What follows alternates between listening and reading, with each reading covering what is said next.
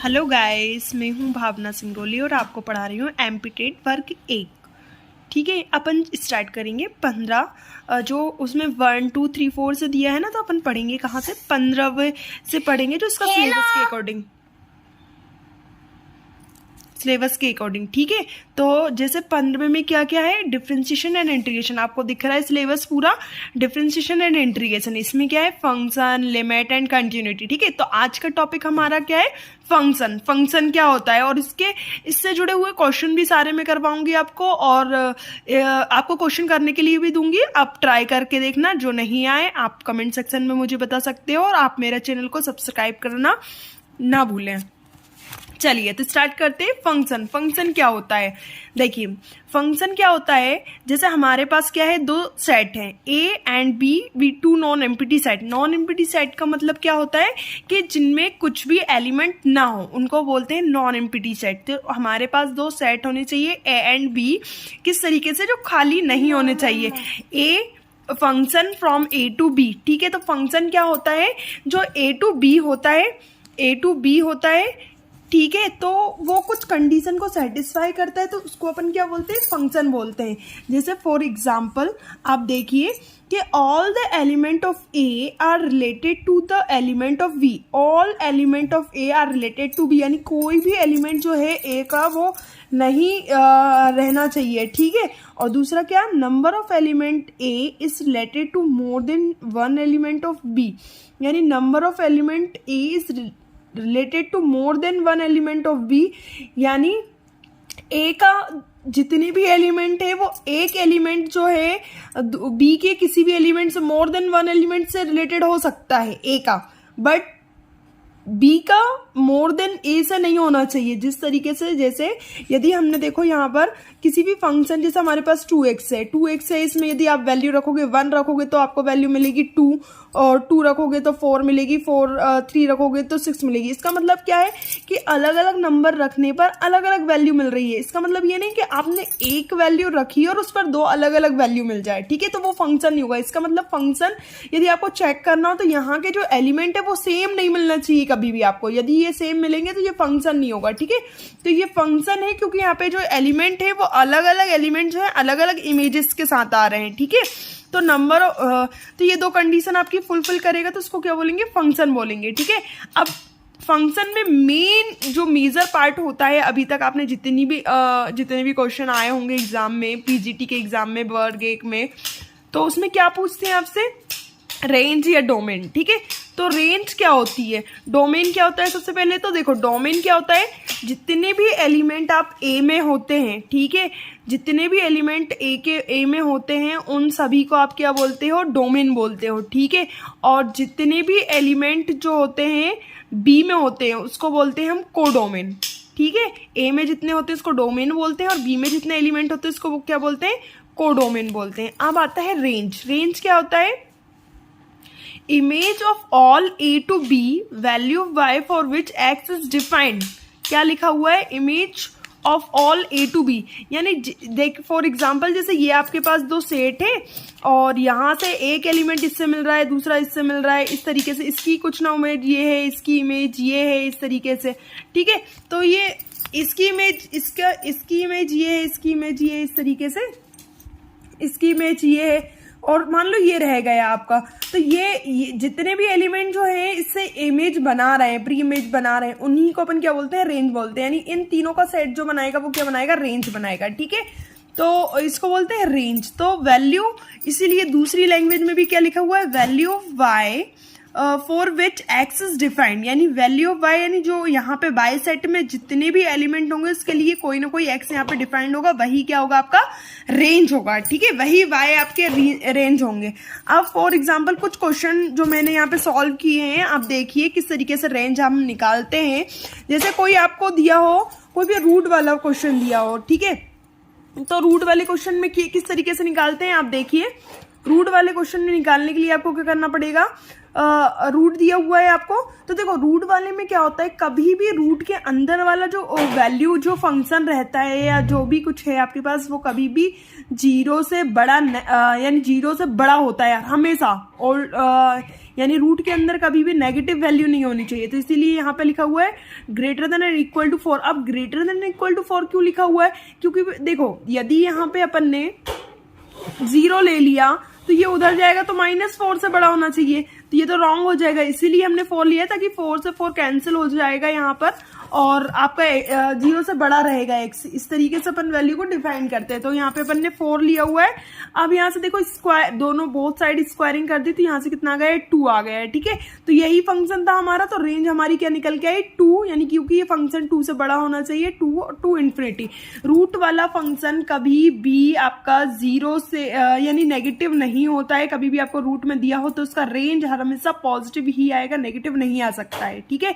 एक और एग्जाम्पल मैं आपको बताती हूँ कि ये डिफरेंट एग्जाम्पल हैं, तो आपको आनी भी चाहिए और आप किस तरीके से सॉल्व कर सकते हैं वो भी आप देख सकते हैं। देखिए नेक्स्ट ये वाला एग्जाम्पल आप देखें, इसमें क्या लिखा हुआ है, 4 माइनस एक्स स्क्वायर। पिछले वाले क्वेश्चन में लिखा हुआ था एक्स स्क्वायर प्लस 4, इसमें लिखा है 4 माइनस एक्स स्क्वायर। तो देखो इसको किस तरीके से करते हैं, यानी इसका मतलब ये हुआ कि ये जो फंक्शन होगा वो किस किस के बीच में बिलोंग करेगा, आप वैल्यू रखोगे तो यहाँ पे जो वैल्यू रखने पे आपको ये जो फंक्शन है वो बिलोंग करेगा किस किस के बीच में, यानी 0 से तो बड़ा होगा ये, पर 4 तक ही रहेगा, क्योंकि ये देखो 4 में से माइनस हो रहा है। यदि आप इसमें यानी यहाँ पे 6 आ जाता है, 8 आ जाता है, कुछ भी आएगा तो ये नेगेटिव बन जाएगा, इसलिए इसकी वैल्यू जो होगी 0 to 4 ही हो सकती है, इससे ज्यादा नहीं हो सकती है, ठीक है।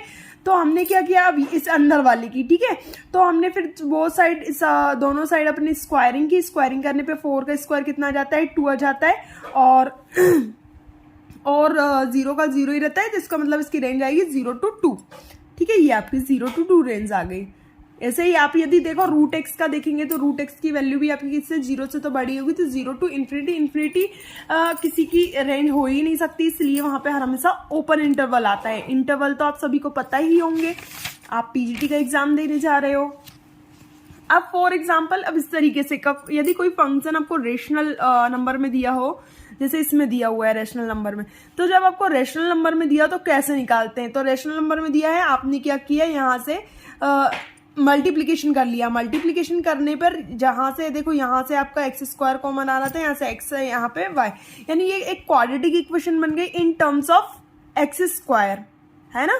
तो यहाँ पे आप देखेंगे कि x will be defined, x कब डिफाइंड होगा, जब आपकी यानी क्योंकि देखो जो रेंज, इसमें जो रेंज रहती है वो रियल नंबर रहती है, तो एक्स कब डिफाइंड होगा, यानी एक्स तभी डिफाइंड हो सकता है जब ये रियल नंबर होता है। तो रियल नंबर की कंडीशन क्या होती है, रियल नंबर कब होता है, कोई भी क्वाड्रेटिक इक्वेशन रियल कब होती है, जब आपके पास d is greater than and equal to 0 होता है, ठीक है।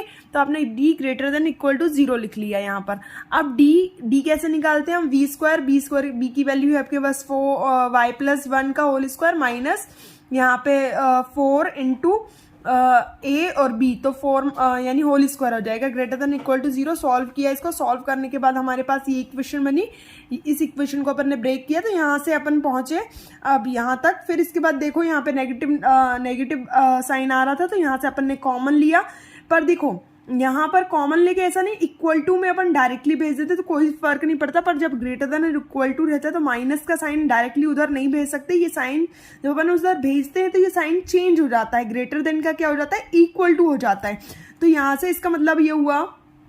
अब यहाँ पे बेबी कर्व मेथड के द्वारा अपन करेंगे, तो इसमें देखो जब लेस देन इक्वल टू का साइन होता है तो ये फंक्शन जो होता है इन्हीं के बीच में लाई करता है, तो यहाँ पे छोटी लिमिट होगी 1/3 होगी और इसकी निकलेगी तो 3, यानी जो रेंज है हमारी यहाँ पे क्या आई, 1/3 to 3 आई, ठीक है। आ गया है समझ में सभी को।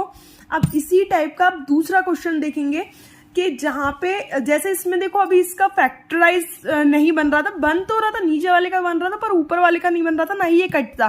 पर यदि कोई क्वेश्चन आपको इस तरीके से दे दिया जाए कि जिसका फैक्टराइजेशन हो जाए, तो उसमें क्या करेंगे अपन, देखो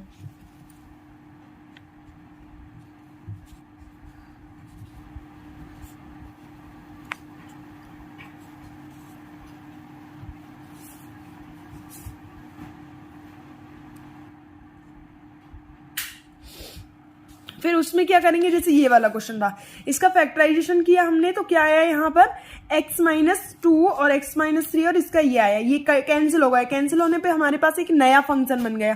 देखो नया फंक्शन तो हमारे पास बन गया, पर ये वाला जो फंक्शन था ये 2 पे डिफाइंड नहीं हो रहा था, पर यहाँ पे ये वाला फंक्शन जो है 2 पे डिफाइंड हो रहा है ना। तो 2 पे डिफाइंड हो रहा है तो कुछ ना कुछ इसमें चेंजेस होंगे। तो देखो हम रेंज निकालने के लिए क्या करते हैं, जो क्वेश्चन है हम उसको इन टर्म्स ऑफ एक्स में निकालते हैं ना। तो यहाँ पे भी अपन ने क्रॉस मल्टीप्लिकेशन किया और ये बनाकर हमारे यहाँ पर फंक्शन आ गया x = y-3 और y-1। ठीक है, ये x बना लिया अपन ने यहाँ पर कॉमन लेकर। अब इसके बाद यदि आप देखेंगे तो देखो ये तो आपकी रेंज आप देखोगे कि यहाँ पे इसमें 1 नहीं आना चाहिए, 1 आप हटा दोगे यानी कोई भी नंबर रखोगे, क्योंकि आपको पता है डिनोमिनेटर में कभी भी क्या नहीं आना चाहिए, इन्फिनिटी, यानी हमारा फंक्शन अनडिफाइंड नहीं होना चाहिए। तो यहाँ पे अनडिफाइंड नहीं होना चाहिए तो इसलिए आपको क्या हटाना पड़ेगा, 1 हटाना पड़ेगा। पर देखो जब भी आप इस तरीके का क्वेश्चन करते हैं, जब आपके फंक्शन में ऊपर और नीचे की वैल्यू कट जाती है तो आपको जिस वैल्यू पे वो कट गया है उस पे उस फंक्शन की वैल्यू निकालना पड़ेगा। तो जैसे x यानी 2 पे ये कट गया है ना, तो इक्वल टू में 0 रखोगे तो इस x की वैल्यू 2 आ रही थी, तो इस फंक्शन में आप पूरे में 2 रखो। 2 रखने पर इसमें क्या वैल्यू आ रही है वो यहाँ पे रखकर फाइंड की, जैसे मैंने फाइंड की तो यहाँ पे क्या आ रही थी, -2 आ रही थी। ठीक है, तो इसको भी हमें इंक्लूड नहीं करना है क्योंकि जो हमारा मेन फंक्शन था ये था और इसमें 2 आ रहा था, तो 2 हम रखेंगे तो -1 आ रहा है तो इसको भी हटाना पड़ेगा। इसका मतलब हमें एक +1 हटाना पड़ेगा और एक -1 हटाना पड़ेगा, 2 चीजें हटानी पड़ेगी। तो यहाँ से हमने क्या क्या हटा दिया, 1 और -1 हटा दिया। ठीक है, इस तरीके से हम बहुत सारे फंक्शन जो है उनकी रेंज निकाल सकते हैं। आपको किसी भी क्वेश्चन में डाउट हो तो आप पूछ सकते हो कि हमें इस तरीके का फंक्शन या क्वेश्चन नहीं आ रहा है। इसके बाद देखिए 1-1 फंक्शन क्या होता है, आप सभी को पता होगा 1-1 क्या होता है क्योंकि आप पीजीटी का एग्जाम दे रहे हो। फिर भी तो जैसे आपके पास एक फंक्शन रहता है, ये आपके पास फंक्शन है a to b। ठीक है, यहाँ पे आपके पास ये डोमेन है, ये आपके पास कोडोमेन है। जब डोमेन का एक एलिमेंट कोडोमेन के एक ही एलिमेंट से रिलेटेड रहता है तो उसको बोलते हैं 1-1 फंक्शन। ठीक है, अब यदि क्वेश्चन में ये भी पूछा जाता है कि बताओ कितने 1-1 फंक्शन बनेंगे, तो उसके लिए फॉर्मूला जो होता है वो क्या होता है, m > n। यदि इसमें आपके एलिमेंट ज्यादा हैं तो आपके जो 1-1 फंक्शन है वो 0 हो जाएंगे, और यदि आपके पास m छोटा है, इसमें कम एलिमेंट है, इसमें ज्यादा एलिमेंट है, तो आपका जो नंबर ऑफ 1-1 फंक्शन बनेंगे वो npm। इस फॉर्मूले से आप क्या निकाल सकते हो, कितने 1-1 फंक्शन हमारे पास बनेंगे। ठीक है, अब आते हैं onto function. Onto function क्या होता है, जिसमें आपको एक फंक्शन दिया हुआ है। ठीक है, आप ऑन टू फंक्शन आपको पता ही होगा कि सारे के सारे एलिमेंट जो होते हैं y जो होता है ऑल x से रिलेटेड होना चाहिए, तभी वो ऑन टू फंक्शन होता है। सभी जितने भी एलिमेंट b में होंगे वो सभी किससे रिलेटेड होना चाहिए, a से रिलेटेड होना चाहिए। ठीक है, तो ये आपका रेंज बनता है। ये कोडोमेन उस कंडीशन में क्या बन जाता है, रेंज बन जाता है। और जिस कंडीशन में कोडोमेन जो होता है रेंज बनता है वही आपका क्या होता है, यानी सारे एलिमेंट मैप हो जाते हैं, तो उसी को बोलते हैं ऑन टू फंक्शन। ठीक है, ऑन टू फंक्शन आप पूछा जाता है क्वेश्चनों में कि number of onto function बताइए, तो उसके लिए कंडीशन क्या होती है, मान लो इसमें m एलिमेंट है, इसमें n एलिमेंट है। अब देखो आप देखेंगे कि यहाँ पर यदि आपके पास देखिए n > है m से, तो ये 0 हो जाएगा, एक भी आपके पास ऑन टू फंक्शन नहीं होंगे। अब यदि आपके पास देखो m जो है greater than equal to n से है, तो आपका जो बनेगा वो क्या बनेगा, summation -1 to n - r n c r की पावर m। अब आप पूछोगे यहाँ पे r क्या है, तो r क्या रहेगा, 1 2 3 4 जितने तक आपके क्वेश्चन यानी आपका जो m रहेगा वहीं तक आपका क्या रहेगा, यानी n जहां तक रहेगा जितने भी एलिमेंट होंगे r की वैल्यू वहां तक लाई करेगी 1 से लेकर। ठीक है, तो r आप 1 2 3 4 करके रखेंगे, तो इस तरीके से आप क्या निकाल सकते हो, ऑन टू फंक्शन निकाल सकते हो। इस तरीके से आप 1-1 फंक्शन निकाल सकते हो, और ये हर क्वेश्चन में आपके हर एग्जाम पेपर में आपके पूछे जाते हैं। ठीक है, अब कल हम पढ़ेंगे टाइप्स ऑफ फंक्शन। ठीक है, बहुत सारे टाइप्स ऑफ फंक्शन है, एक बार मैं थ्योरी पढ़ा दूंगी, फिर इसके बाद अपन क्वेश्चन करेंगे अलग अलग, तो आपको भी अच्छा लगेगा, ताकि आपका थ्योरी पढ़ी रहेगी तो आपको क्वेश्चन करना भी आ जाएगा। ठीक है, thank you so much all.